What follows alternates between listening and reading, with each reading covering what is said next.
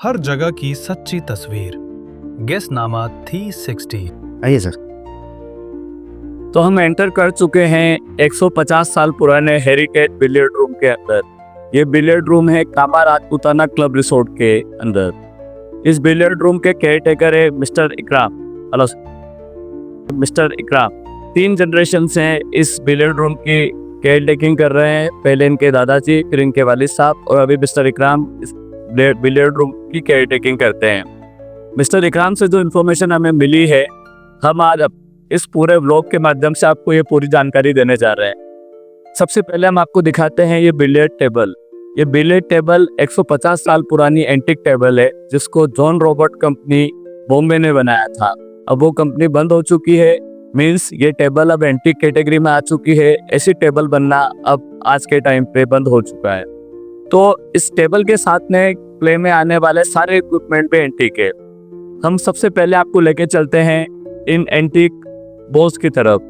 सबसे पहले हम दिखाते हैं कि ये सारी बॉल्स एंटिक कैटेगरी की बॉल्स है। इसकी जो स्ट्राइकर बॉल है, ये हाथी के दांत से बनी हुई स्ट्राइकर बॉल है। आजकल एनिमल राइट्स की वजह से ऐसी बॉल बनना बंद हो चुकी है, लेकिन ब्रिटिशर्स और राजा महाराजाओं के टाइम पे इस बॉल का इस्तेमाल बिलियर्ड खेलने के लिए किया जाता था। इस बॉल को जब आप देखेंगे तो आपको महसूस होगा कि ये हैवी है और ये एलिफेंट के पीस से बनी हुई बॉल है। इसके साथ में ये एक यूनिक और एंटीक स्कोर बोर्ड है, जिसका इस्तेमाल ब्रिटिशर्स और राजा महाराजा गेम के दौरान करते थे। इसमें आप स्कोर को इस तरीके से अपडेट कर सकते हैं। एक पर्सन यहाँ पर खड़ा होकर पूरे गेम का स्कोर अपडेट करता था, और जब भी खिलाड़ी खेलते थे तो स्कोर को इस तरीके से मेंटेन और अपडेट करते थे। बिलियर्ड्स के खेल में सबसे इम्पोर्टेंट पार्ट होता है बिलियर्ड्स स्टिक्स। तो आप यहाँ देखेंगे कि ये सारी बिलियर्ड्स स्टिक है, ये यूनिक और एंटिक कैटेगरी की है। कुछ मॉडर्न डे की स्टिक्स है, लेकिन स्पेशली ये 2 स्टिक्स जो है, ये 150 साल पुरानी स्टिक्स है, जिसका इस्तेमाल ब्रिटिशर्स और राजा महाराजा अपने खेल के लिए किया करते थे।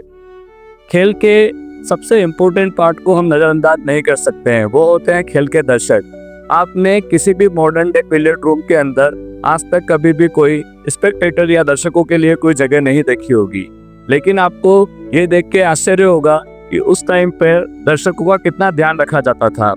ये पवेलियन स्टाइल सोफास यहाँ पर लगाए गए हैं, जिनकी हाइट टेबल की हाइट से थोड़ी सी ज़्यादा है, जिससे पूरे गेम का 360 डिग्री व्यू आपको आसानी से देख सकते हैं। ये फुटरेस्ट आपको देख के लगेगा कि कितने अच्छे फुटरेस्ट हैं, और ये सोफ़ा बहुत कंफर्टेबल है।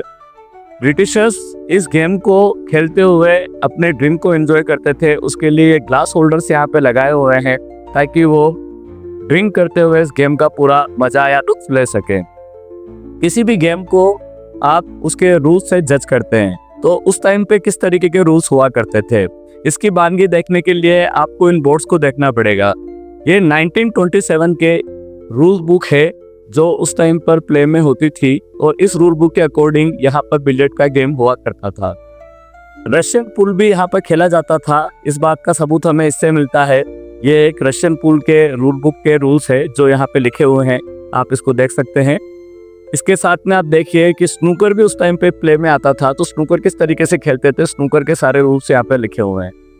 आजकल चूंकि ये एंटिक बिलियर्ड रूम बन चुका है और यहाँ पर सारी चीज़ें बहुत एंटिक कैटेगरी की है, तो कामा राजपूताना क्लब रिसोर्ट ने अपने रूल डिफाइन किए हुए हैं, और उन रूल्स को देखने के लिए आपको इस बोर्ड को पढ़ना पड़ेगा।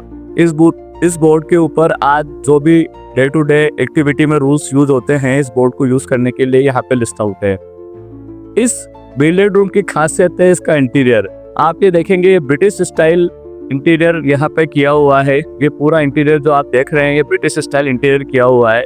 साथ में आप देखिए कि ये एक ड्रेसिंग मिरर यहाँ पे लगा हुआ है, तो कोई भी प्लेयर या स्पेक्टेटर जब यहाँ पे आता था तो वो अपनी ड्रेसिंग को चेक कर सके, उसके लिए एक एंटिक और यूनिक कैटेगरी का ये मिरर यहाँ पे इस्तेमाल किया हुआ है। इस मिरर की आप फ्रेमिंग और इस मिरर का जो इंटीरियर आप देखेंगे, आपको लगेगा ये एंटिक कैटेगरी का मिरर है।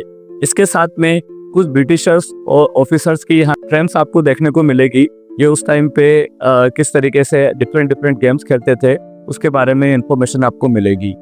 इसके साथ माउंट आबू अपने ठंडे वेदर के लिए जाना जाता है। ठंडे वेदर में क्या होता है कि जो ये बिलियर्ड बोर्ड है, इसकी मेटिंग सिकुड़ जाती है, और मैटिंग सिकुड़ जाती है तो इसकी गर्मी को और स्मूथनेस को मेंटेन करने के लिए, ताकि बॉल अच्छे से रोल हो, इसके लिए आज इन अंगीठियों और सिगड़ियों का इस्तेमाल किया जाता है। आज भी पुराने स्टाइल में, मॉडर्न डे हीटर्स यूज नहीं होते हैं यहाँ पे।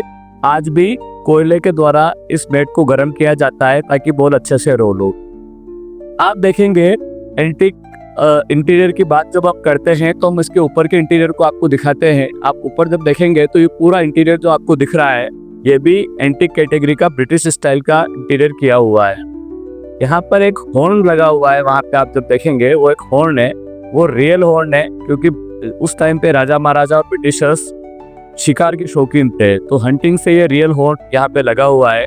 इस हॉर्न का हर एक साल में रिसोर्ट को एक लेटर देना होता है फॉरेस्ट डिपार्टमेंट को, जिसको वो आकर फिजिकली वेरीफाई करते हैं, ताकि ये ढंग से यहाँ प्रिजर्व किया हुआ है, इस बात का उनको एक्नॉलेजमेंट देना होता है। ये पूरा बिलियर्ड रूम आपको माउंट आबू के आपके पूरे एक्सपीरियंस में एक यूनिक और अच्छा एक्सपीरियंस देगा।